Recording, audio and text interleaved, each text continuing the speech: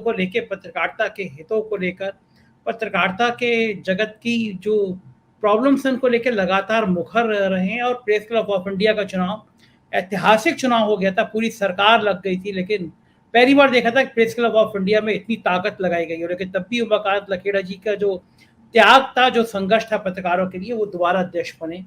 उमाकांत लखेड़ा जी, Delhi police कल जिस तरह वायर के संपादकों के घर में गई, जबकि वायर के संपादकों ने खबर भी हटा दी थी, माफी भी मांगी थी, क्या मीडिया समूह के साथ ये व्यवहार उचित है? और क्या सरकार वास्तव में धमकाना चाहती है पत्रकारों को? क्या मानना है आपका?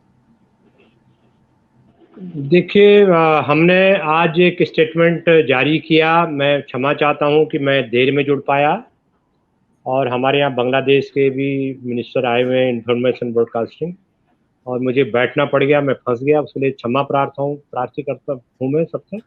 दूसरी बात यह है कि हमने एक स्टेटमेंट जारी किया जिसकी कॉपी मैं अभी आपको बता दूं। इस स्टेटमेंट में 2 पेज का स्टेटमेंट है। प्रेस क्लब ऑफ इंडिया के साथ में दिल्ली यूनियन ऑफ जर्नलिस्ट है, हमारी प्रेस एसोसिएशन है जो तमाम पत्रकारों की, पीआईबी की मान्यता प्राप्त पत्रकारों की संस्था है। विनोद जी जानते हैं, पत्रकारों की जो एक्रेडिटेड जर्नलिस्ट हैं उनकी एसोसिएशन है। उनके अध्यक्ष हैं मिस्टर एन.के. नायक, उनके सिग्नेचर है। Working news cameraman association mister S N. Sinha के सिग्नेचर हैं। Srinivas Reddy, president Indian journalist union के सिग्नेचर हैं। अभिनंदन शेखरी जो सेक्रेटरी जनरल है Digipub news India foundation, जो डिजिटल जो जर्नलिज्म है, डिजिटल जितने भी पोर्टल्स हैं उन पोर्टल्स के एक ऑर्गेनाइजेशन है, उसका नाम है Digipub news India foundation. And दूसरा है कि Kerala union of working journalist. तो ये 2 पेज का स्टेटमेंट अभी हमने जारी किया 5-10 मिनट पहले। दूसरी बात यह है कि देखिए, ये जो कुछ भी हुआ है वो एक वेंडेटा है, बदले की भावना, सबक सिखाना, क्योंकि लॉजिक तो कहीं सिस्टम में है नहीं। तो ये है कि जो गोदी मीडिया नहीं है, वो गोदी मीडिया क्यों नहीं है उसको शिकंजे में कसना है कि भाई किसी तरह ये, अगर किसी से गलती हो जाए, ह्यूमन एरर हो जाए, और कोई ऑर्गेनाइजेशन के अंदर कोई मनगढ़ंत कोई व्यक्ति कर रहा है, उसके लिए जो भी हमने भी प्रिंट मीडिया में, विनोद जी ने, हम सब लोगों ने, सतीश जी ने, और सतीश के बाकी शीतल जी, हम सब लोगों ने काम किया अखबारों में, दुबे साहब ने। तो होता क्या है कि अगर कोई गलती हो रही है तो मजेदार बात है कि जिस व्यक्ति के नाम से वो छपा है उसको कहीं पर भी कल्प्रिट नहीं बताया गया। जो उसके कर्ता धर्ता है, जो उसके एडिटर्स है, उनको ऐसे कर दिया जैसे कोई बहुत बड़ा क्राइम कर दिया है। तो ये जो कार्रवाई हुई है दिल्ली पुलिस की, क्राइम ब्रांच की, ये बहुत क्लियर कट वेंडेटा है। और आप इस तरह से ये मानते हैं कि ये गलत है, इससे समाज में अव्यवस्था फैल जाएगी, इसमें ये ठीक नहीं है। तो आपके लोग जिस तरह से रोज जहर उगलने वाली बयानबाजी कर रहे हैं, गोदी मीडिया किस तरह से दुष्प्रचार में लगा हुआ है, किस तरह से सही खबरों को, सच्ची खबरों को सप्रेस करने के लिए वो कर, तो इस तरह की जो चीजें हुई है तो हमने इसको कंडेम किया है, बहुत कड़े शब्दों में निंदा की है। मैं आपको, आप सब लोगों को जो मौजूद है उनको अभी स्टेटमेंट व्हाट्सएप कर दूंगा। और मैं ये मानता हूं कि ये एक डिबेट से काम नहीं चलेगा। हर दूसरे दिन, हर तीसरे दिन इस मुद्दों पर देश की जनता को, आपके दर्शकों को, और जो ये चाहते हैं ये देश में मीडिया स्वतंत्र रहे, जो चाहते हैं, जो इस बात से बहुत चिंतित है कि इस देश में लोकतंत्र का जो किला है वो ढह रहा है, और जब लोगों को अखबार नहीं मिलेंगे पढ़ने के लिए, उसमें सच्ची, अखबार तो बहुत है, उसमें सही खबरें नहीं मिलेंगे, उसमें ऑब्जेक्टिव खबरें नहीं मिलेंगी, तो देश में एक अराजक स्थिति पैदा हो जाएगी। क्योंकि झूठ का जो बोलबाला, जिसकी शुरुआत ऑलरेडी कुछ सोर्सों से हो गई है, और उससे महरूम किया जा रहा है। तो इससे कुछ नहीं हो रहा। देश की जो आर्टिकल 19 भारत के संविधान के जो आर्टिकल 19 है, उसमें क्या क्या जो लिखा हुआ है, जो प्रोविजन है भारत के नागरिक के, उसमें सूचनाओं को जानना, सरकार क्या कर रही है उन हकों को जानना।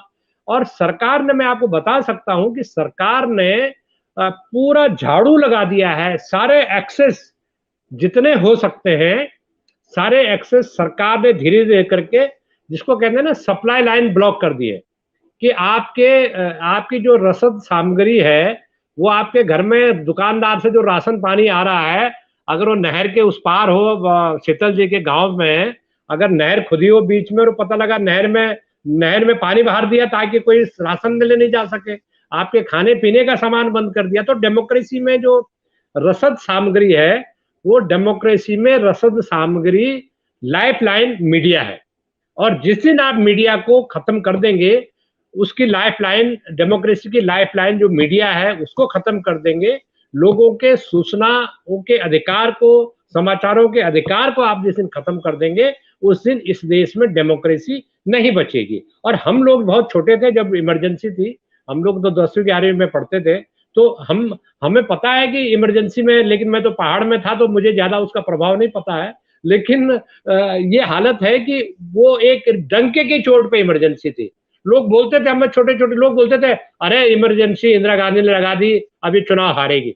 तो लोगों को पता था कि इमरजेंसी लगी हुई है, घोषणा थी कि इमरजेंसी लगी हुई है, लेकिन यहाँ जो हालत है वो अघोषित है, कोई घोषणा नहीं है, लेकिन आप इमरजेंसी देश में लगी हुई है, सूचनाओं पर लगी हुई है, पत्रकार सुरक्षित, पत्रकारों पर हमले लगातार हो रहे को सोचने और समझने की, लिखने की कोई आजादी। और आप ये बता दूं मैं आपको कि 140 पायदान पर आप देखिए कि भारत का मीडिया है, और आप ये देख सकते हैं कि ये जो मीडिया आने वाले टाइम पर जो हालत होने वाली है, वो हालत और खराब होने वाली है। जैसे जैसे 1-2 साल, 1.5 साल और बचा हुआ है, तो हमें देखेंगे कि भारत में जितने भी इंडिपेंडेंट मीडिया हैं, जैसे संजय जी आप लोग हैं, जो एक बड़ी मुखरता से प्रेस फ्रीडम के, जनता के मुद्दों को आप पूरे पूरे वोकल तरीके से उठा रहे हैं, ये जो मुझे लग रहा है कि ये बहुत बहुत जीवटता के साथ, ये अगर नहीं हम लोग उठाएंगे, आवाज नहीं उठाएंगे,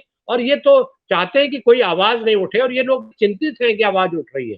तो मुझे ऐसा लग रहा है, और आज का जो हमारा स्टेटमेंट है, वो स्टेटमेंट आप लोगों को मैं आपसे आग्रह करूंगा कि हमारा जो स्टेटमेंट है आज, उस पर भी आप अलग से चर्चा करेंगे कल परसों, जब भी आपको मौका लगे। और तमाम तरह के जो बॉडीज हैं, तमाम तरह के जो दिल्ली में जो मीडिया बॉडीज हैं, वो मीडिया बॉडीज बहुत चिंतित हैं कि सरकार ने इस तरह से काम किया है। और सबसे बड़ी बात है कि जो और वक्ताओं ने भी कहा होगा कि आपसे कोई गलती होती है, क्या गला काटेंगे किसी का? अगर कोई कंटेंट चला गया है, उस कंटेंट पर हमने माफी मांग ली है या वायर ने माफी मांग ली है, वो एक जिम्मेदार पोर्टल है, जिम्मेदार मीडिया संस्थान है, जिसकी पूरी दुनिया में रेपुटेशन है। और चूंकि वो तमाम तरह के जो घोटाले हैं, तमाम तरह के पैगासस है, उसके खिलाफ तो उन्होंने इतना काम किया है देश के और विदेश में जनता को ये बताने के लिए कि हो क्या रहा है डेमोक्रेसी। हम डंके की चोट पे विदेशों में जाते हैं और हम बताते हैं we are the highest democracy of the world. अरे भाई साहब, जब आपके यहाँ पत्रकार सुरक्षित नहीं है, उनका गला दबाया जा रहा है, उनको बोलने की आजादी नहीं है, तो आपको कौन सा अधिकार, कहां से, कौन से नियम के अनुसार आप हमारे नेताओं को, चाहे कोई भी सरकार हो, विदेश में जा करके दंगा पीटने का कौन सा अधिकार है कि आप सबसे बड़ी डेमोक्रेसी भारत में है? तो मुझे ऐसा लगता है कि जब आपने विड्रॉ कर दिया है, क्षमा याचना कर लिए, क्षमा बड़न को चाहिए और छोटन को उत्पात। अरे कुछ भी हो सकता है, प्रिंट में हम लोगों से दसियों बार गलती हुई है, दसियों बार ऐसी गलती हो गई, स्पेलिंग मिस्टेक भी हो गई कई बार, और कई बार पैराग्राफ गायब हो गया, कई बार गलत खबर, डेफेमेशन की खबरें आ गई, वो जो खबर हमने किसी ने कही थी, उन्होंने कहा साहब ये तो गलत खबर है। तो मैं तमाम तरह की चीजों पर ये कहना चाहता हूं कि जो जागरूक मीडिया है, जो गोदी मीडिया जिससे परेशान है, और देश में लोगों का मुंह बंद करने के लिए इनको लगता है कि अब इस तरह से डरा दबा करके आप बाकी, ये वायर का खतरा नहीं है, ये वायर पर जो कार्रवाई हुई है, उसके जरिए कश्मीर से लेकर के कन्याकुमारी तक जो छोटे छोटे जो इंडिपेंडेंट मीडिया हैं, जो पूरी मुस्तैदी के साथ में, शिद्दत के साथ में अपनी आवाज उठा रहे हैं, उनको डराने का एक प्रपंच है। और मैं ये उम्मीद करूंगा कि लोग इससे डरने वाले नहीं है।